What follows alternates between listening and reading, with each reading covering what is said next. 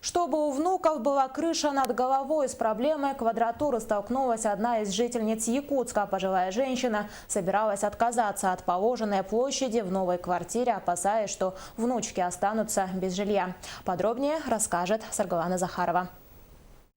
Любовь Ивановна недавно получила радостную весть. Ветхий дом, в котором она живет, должны снести, а ей взамен старой квартиры по программе переселения из ветхого и аварийного жилья дадут новую трехкомнатную квартиру.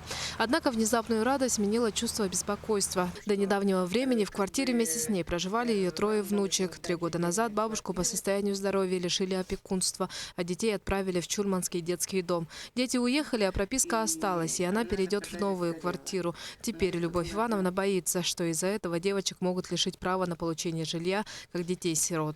Мама умерла у них 7 марта 2006 года. Я не могла их бросить, потому что мне было жалко. Младшей было 1 год и 4 всего лишь. Второй девочке было 2 и 6. И вот старшей было 5 и 5. Детский дом, он детский дом, а дома как бы не было. Это все-таки родной дом и родная бабушка, и все. И вот таким макаром это мне все обернулось. Не хочу их где-то ущемлять чем-то. Пускай они получат отдельно квартиру. В департаменте жилищных отношений Якутска успокоили. Тот факт, что бабушка получит квартиру с расчетом на всех детей, не станет поводом для снятия их с очереди на жилье. Встречались мы с Любовью Ивановной не раз. В принципе, понимание было. Она была мне на приеме, не на этой неделе, на прошлой.